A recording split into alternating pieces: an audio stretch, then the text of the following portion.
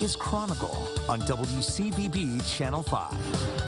It sounds like a pretty good deal. Book a room at the Newton Marriott and go to sleep. But there are some strings attached, actually wires on your head monitoring your every move throughout the night.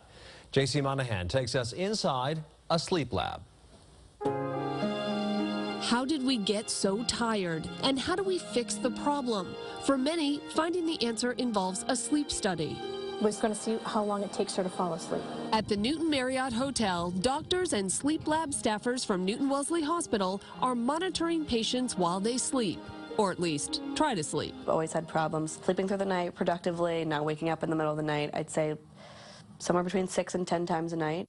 23-year-old Hannah Margolis is one of those looking for relief. This is my second sleep study. The first one I had was about 4 years ago, and I hated it. It's an uncomfortable experience.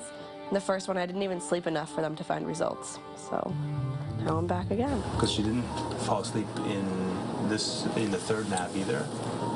However, but this time, Hannah's doctors see a pattern. The diagnosis, narcolepsy, something that can be treated with medication, says Dr. Eduardo Garcia. There are a number of different treatments. The most commonly used are stimulants. These medications can actually keep them awake through the day to help them go through the day without any problems. For many others who spend the night here, the diagnosis is sleep apnea. You can think of the tongue or the soft palate getting in the way of normal airflow. And what happens is as you fall asleep, your breathing starts to tail off and becomes reduced. As a result, you wake up to take a deeper breath. The usual treatment is a CPAP machine, but that doesn't work for everyone. So I have sleep apnea. Now, I tried those machines, the CPAP machine, for a long time. I couldn't deal with it. Tubes everywhere, the sound. I'd wake up, maybe not from the apnea, from the uncomfortableness of the device. Open, close. Darren Duarte found help at Dental Associates in Waltham. Dr. Jerry Mayer. Okay. We offer an alternative for the CPAP machine. The alternative would be various mouth guards, Moras, oral devices that will move your jaw forward. Looks pretty good. According to Dr. John Miola, patients can choose from several devices, like the EMA. This one has elastics on them of varying length and varying strengths that pull the jaw forward. The Silent Night. This one has more fixed bands on it, but this is not as comfortable. And the Mora. Tends to open the bite and slightly pushes the jaw just slightly forward naturally. I personally prefer this. This device works better in my hands. Another doctor, this device might work better in his or her hands. And it's an individualistic type of procedure. I've done that for many people. Dr. Miola himself suffered from sleep apnea. His cure, surgery. I solved my problem by having surgery because I had an obstructive airway in my nostril where they opened the airway, and then I could breathe a lot better, and it pretty much solved my problem. With the device, Duarte says he is sleeping soundly. It's meant everything. It means now I can concentrate better at work. It means I can concentrate better with my kids and my wife, and my marriage is saved because, can I tell you something?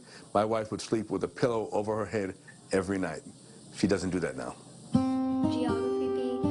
But for Dennis Salfidi, who lives on the brink of exhaustion, there hasn't been a diagnosis. Most of the time I fall asleep. I have no problem falling asleep. I sleep for about 30 minutes, and my eyes just pop open like I've been asleep for 8 hours. And then it's a struggle for me to get back to sleep. I don't like to take sleep meds because I'm usually dragging the next day, and I'd rather not sleep. I glance at the clock to see what time it is, see how much time I have left to sleep. If it's like less than an hour, I'll just get up. If it's more than an hour, I'll try to do some breathing exercises. I'll try to clear my mind. It's just more amplified, more intense if I have some stress going on in my life.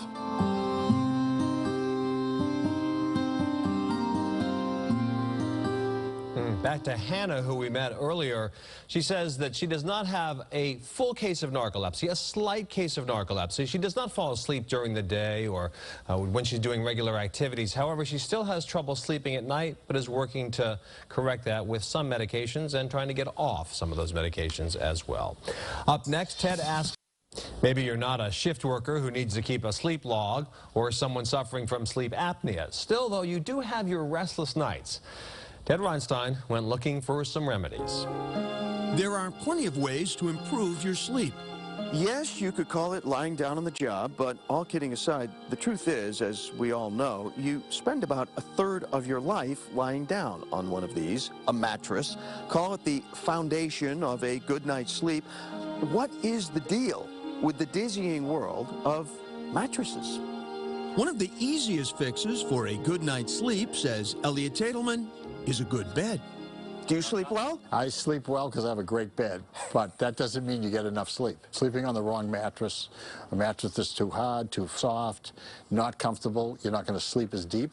You might fall asleep, but you're going to toss and turn more because you're not sleeping on the right surface. So if you have less time to sleep, you want to be in a deep sleep.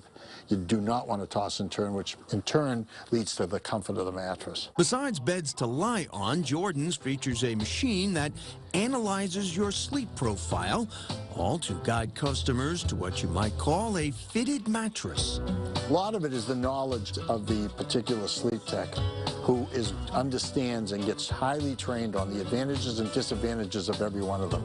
The sleep tech will help narrow it down and go through 2 or 3 different ones and get the feeling for which one seems to work better for them. Let's go ahead and try it on our side, but I think the other one's a bit of a better fit.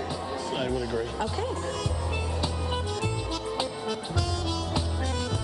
I would probably say 85 to 90% of my customers on a day-to-day basis will come in and say they're having some form of trouble sleeping. At the Vitamin Shop in Newton, the popular remedies for sale start with supplements.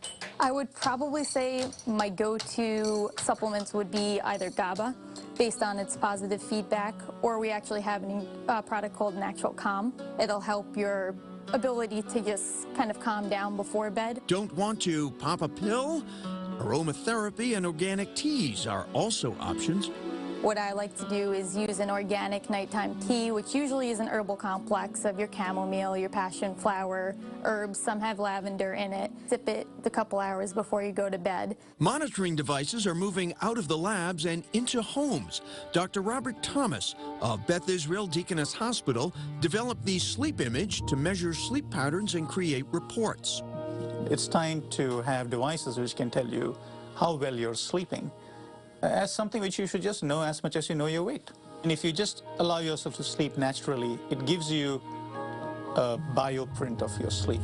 For now, the device is prescription only and monitored by a physician. However, the plan is to sell it over the counter within a few months. At this point, if a person is sleeping poorly and chooses to use this, it will be actionable intelligence for the physician treating them. Some people turn to acupuncture, yoga, or exercise to help them sleep. For sleep issues, I would focus on a style of yoga that incorporates mindful movement while at the same time some kind of more relaxing and restorative poses that encourage the body to start to slow down, to reduce our heart rate, and then follow that up with guided meditation of sorts that's going to give the mind something to focus on as it's working towards a place of relaxation and peace. Still can't sleep? Well, the tryptophan and a banana might help, and shutting down all your screens definitely can smooth the path to shut-eye. Many people inadvertently do things that subvert their ability to sleep. It's one thing that can work in our disfavor is to spend a lot of time in front of their computer screens or laptops or phones or tablets, often holding them very close to their eyes. And we're more alert while we're doing the reading, less likely to turn out the lights and go to sleep, and more sleepy the next day. A lot of tossing and turning out there. Resources from tonight's program on our website, WCVB.com/Chronicle. And that is Chronicle for tonight. Thanks very much for joining us. I'm Anthony Everett. Have a good evening. We'll see you again tomorrow night. Sleep well.